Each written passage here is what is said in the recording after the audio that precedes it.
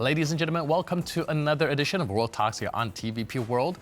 I'm your host, Benjamin Lee, and please join me and my guests on this next interview. As the Foreign Affairs Council convenes in Brussels under the leadership of Kaja Kallas, key discussions center around military support for Ukraine, the future of EU-US relations, and countering Russian aggression. With the United States shifting its stance, Europe faces urgent questions about its defense capabilities, funding mechanisms, and geopolitical strategy. Joining us today on TVP World to break down these pressing developments is Renata Mieńkowska-Norkiene, political scientist at the University of Warsaw.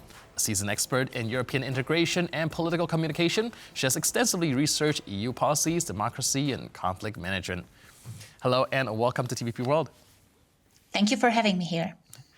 So we are going to be seeing the white paper promised by Ursula von der Leyen very soon when it comes to European defense. My question is, can we expect any sort of coherent strategy, some more detailed description on how Europe is going to carry out its defense going forward? Or are we just looking at another declaration of we need to do more and we need to spend more? Well, of course, these declarations is something that the EU is quite famous for. But if we take a look at what the EU has already done, actually quite clearly on, let's say, mobilizing resources to strengthen its defense capacities, we can say there has been a serious breakthrough.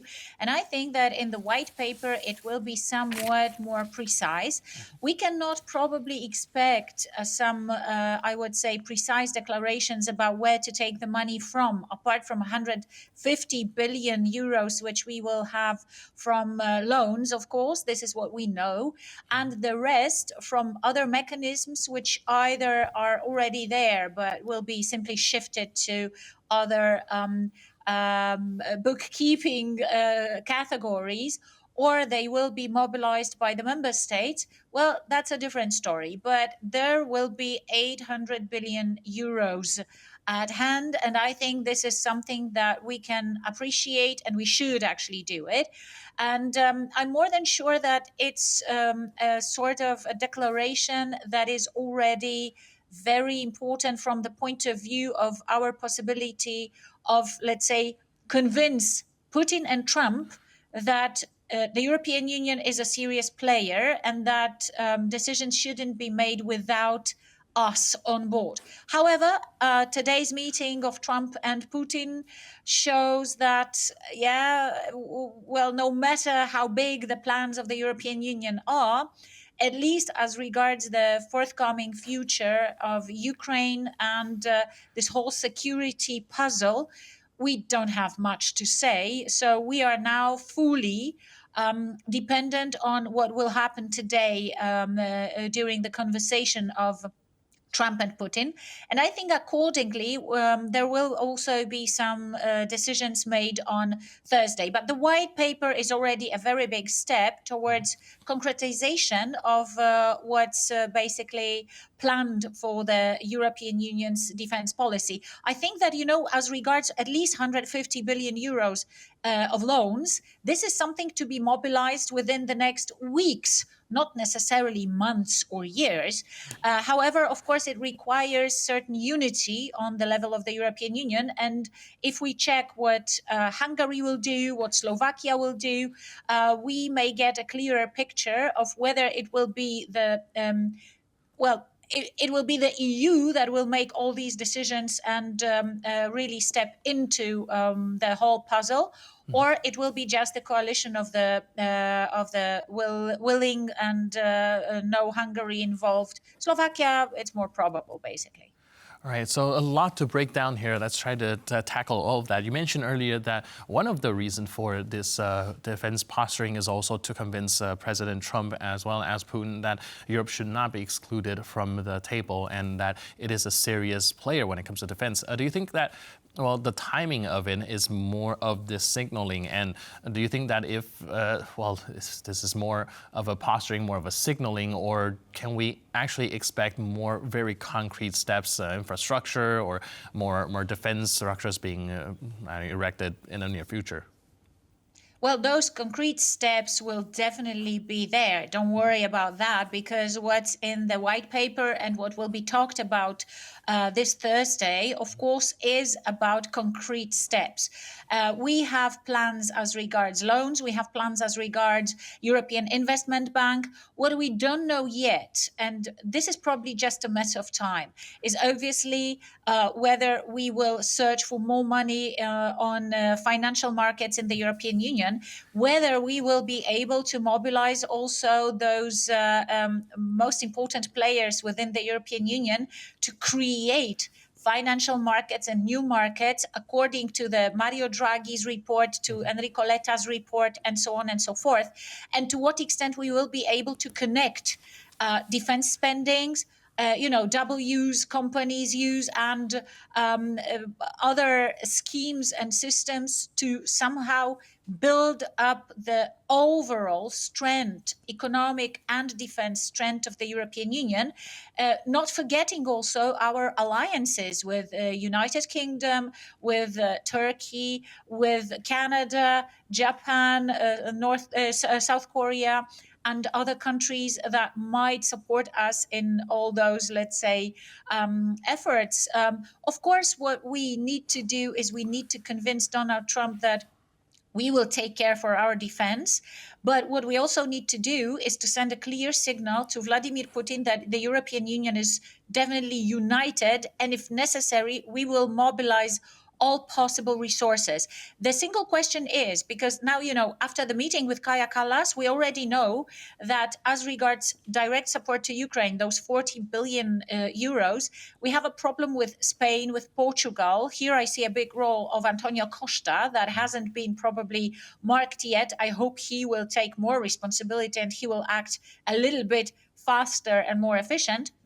But as regards mobilization of the resources for also possible guarantees for Ukraine and for the defense in the European Union, although lots of things are on the table, I think at the end of the day, we will have both the resources and the will, even without Hungary on board. All right, I want to extend a little bit on that. You mentioned the coalition of the willing and perhaps the countries that are keen on seeing this through. Now, do you think that most European countries will have the political will to carry it out, since, like we're saying, this is actually a lot of money and we need to figure out where the funding is coming from? And with a lot of European countries already seeing these populist, isolationist parties on the rise, do you think that some of the leaders will be a little bit reluctant to actually pursue these type of very ambitious projects, worrying about their own political careers and how they're being seen inside the countries? Yeah, that's a very good point, because populists are a serious threat for the European Union. And if we intend to spend so much money on defense, we will have to take this money also from other areas of public policies. And obviously, we will lock the money on healthcare and social spendings and so on and so forth. I don't think it's a really serious deal, because I think the European Union has a potential to connect all this and to provide resources in all these areas. But it's also a matter of communication, of a proper communication to the citizens of this absolutely enormous necessity of spendings on defense. A lot will be dependent, of course, on what Putin will do and to what extent Putin will also unite us.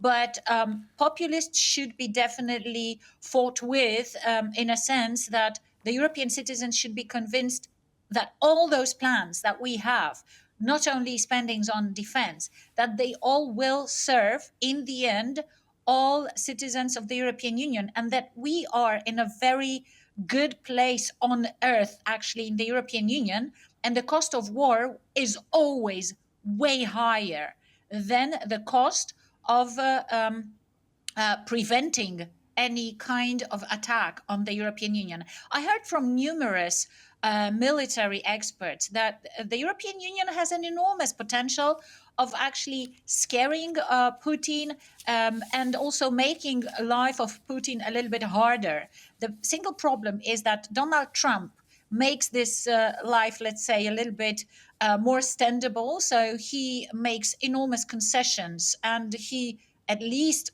at the moment, this is how I perceive it, he's way too good to Putin. On the other hand, of course, the European Union has to count properly those resources that it can mobilize. I see it really optimistically, and those military experts as well.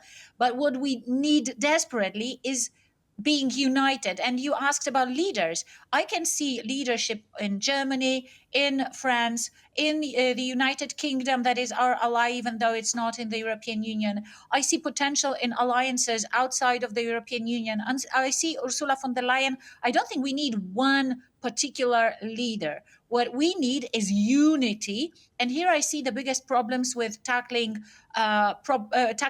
Viktor Orban's opposition, because he's the one who can actually undermine our efforts to really properly deal with Ukraine and with Putin, and to provide Ukraine with guarantees of security, but also with potential of entering the EU in the nearest future, and so on and so forth. So what we need is unity, not necessarily leadership. I think leadership will come with the time, from Germany, from France, from Poland. Poland has ambitions. We will see where it will actually lead us and what we will be able to do.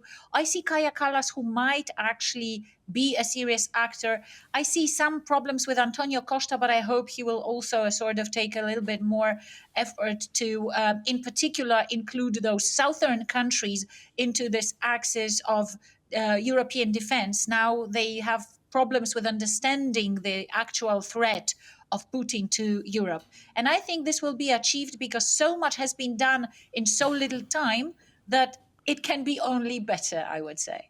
All right, let's hope that this optimistic reality comes true. In the meantime, thank you so much for your input and insight. Really appreciate it. Thanks for being with us on TVP World. Thank you very much. Cheers. And thank you for tuning into this edition of World Talks. But for more news, update, and commentary, please stay tuned to TVP World.